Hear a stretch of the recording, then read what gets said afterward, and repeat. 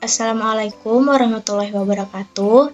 Perkenalkan, nama saya Vivi Alfiani dengan NIM 2411026043 dari kelas Gizi 2024A. Jadi di sini saya akan menjelaskan resume materi minggu lalu, yaitu materi tentang sel. Langsung saja. Di sini saya akan menjelaskan tentang struktur sel, organel sel, difusi melalui membran, transport aktif melalui membran, lalu struktur sel. Sel merupakan unit terkecil penyusun makhluk hidup yang dapat menjalankan fungsi kehidupan. Sel dikatakan sebagai unit terkecil karena sudah tidak bisa dibagi-bagi lagi. Lalu, sel dikelompokkan menjadi dua, yaitu sel prokariotik dan eukariotik. Sel prokariotik merupakan sel yang tidak mempunyai membran inti, sehingga tidak ada pembatas antara bagian inti sel dengan sitoplasma. Inti sel yang berisi materi genetik hanya merupakan massa yang memiliki kekentalannya lebih tinggi jika dibandingkan dengan sitoplasma, sehingga disebut sebagai nukleoid. Lalu, sel eukariotik merupakan sel yang memiliki membran inti sel, serta memiliki sistem endomembran, yakni terdapat organel-organel bermembran seperti retikulum endoplasma, kompleks Golgi, mitokondria, dan organel lainnya. Lalu organel sel yaitu yang pertama ada nukleus atau yang biasa dikenal dengan inti sel. Inti sel atau nukleus merupakan organel terbesar yang berada di dalam sel. Nukleus sering disebut inti sel mengandung kromosom.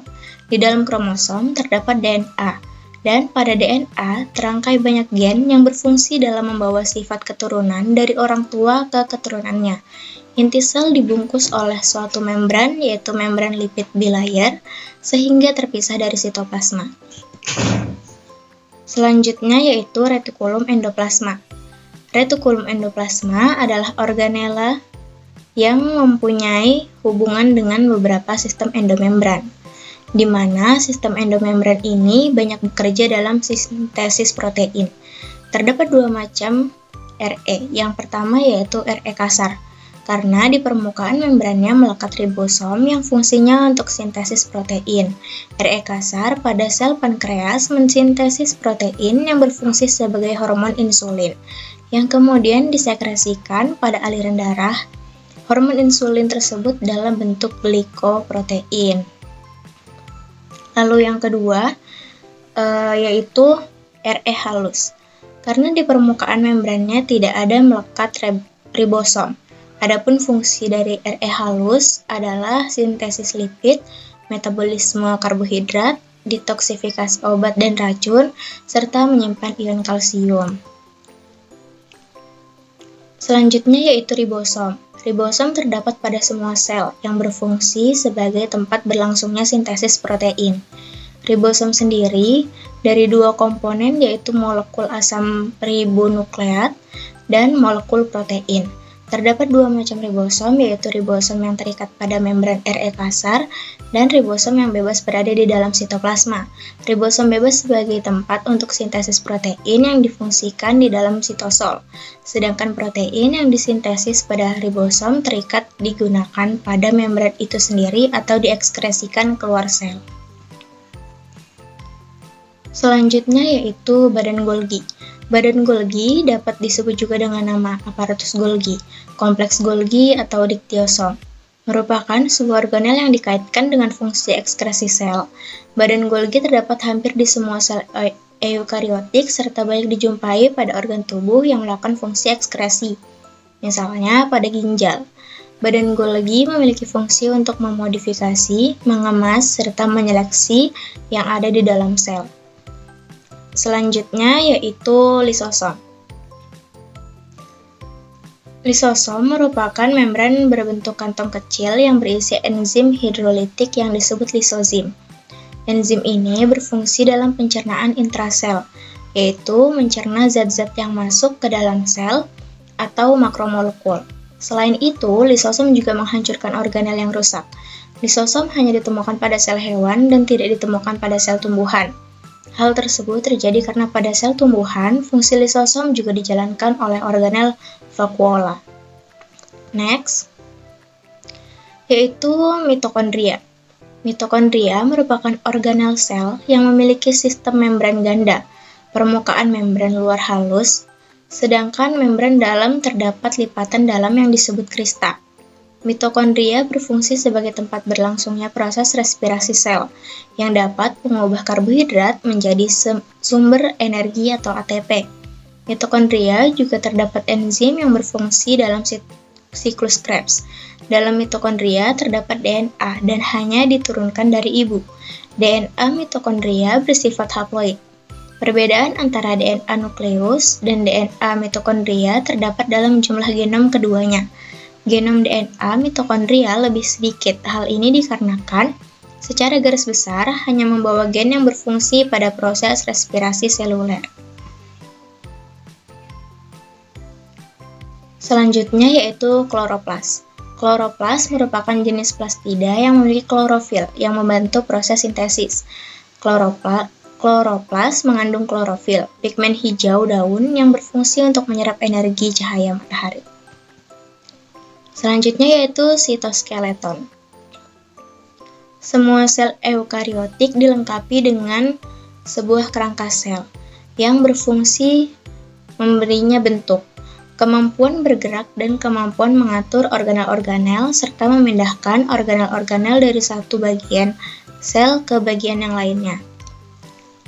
Hal ini disebabkan oleh karena semakin besarnya sebuah sel, semakin rumit serta semakin khusus struktur-struktur di dalamnya. Kerangka sel tersusun atas suatu jaringan filamen protein. 3 di antaranya yang paling penting adalah mikrofilamen, intermediate filamen, dan mikrotubulus. Selanjutnya yaitu mikrotubula. Mikrotubula adalah silinder protein yang terdapat pada kebanyakan sel hewan dan tumbuhan. Mikrotubula juga memainkan peranan yang amat penting dalam pembelahan sel. Pembelahan sel yang berhasil memerlukan distribusi tepat kromosomnya ke setiap sel anak. Setiap kromosom bergerak ke tujuannya berakhir pada seikat mikrotubula. Mikrotubula juga digunakan dalam pembentukan sentriol, benda basal, dan flagela. Selanjutnya yaitu difusi melalui membran. Difusi adalah perpindahan substansi tertentu dari konsentrasi tinggi ke konsentrasi yang lebih rendah. Zat berdifusi menurut kemiringan atau gradien konsentrasi, dan untuk ini tidak memerlukan energi atau ATP. Difusi dapat dibedakan menjadi difusi sederhana dan difusi dipermudah, atau biasa sering juga disebut dengan difusi bersyarat atau difusi berfasilitas.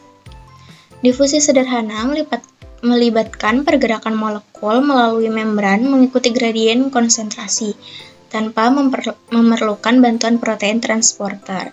Sedangkan difusi terfasilitasi melibatkan protein pembawa atau kanal yang memfasilitasi pergerakan molekul spesifik melewati membran. Protein karir mengangkut senyawa-senyawa yang tidak bisa melewati lapisan lipid secara langsung. Transport aktif melalui membran. Transport aktif adalah transport molekul atau ion dari konsentrasi rendah ke konsentrasi tinggi. Hal ini dilakukan sel dengan menggunakan energi untuk melawan arah gradien konsentrasi tersebut. Transport seperti ini disebut sebagai transport aktif, dan energi yang digunakan umumnya diperoleh dari reaksi pasangan yang bersifat eksergonik, misalnya reaksi hidrolisis ATP. Dalam transport aktif ini diperlukan protein transmembran tertentu sebagai kompleks protein transporter.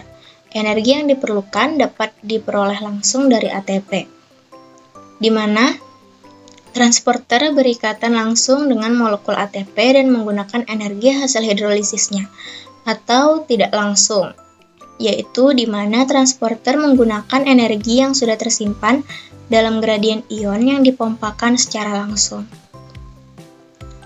Sekian dari saya. Mohon maaf apabila ada kesalahan dan kekurangan. Wassalamualaikum warahmatullahi wabarakatuh.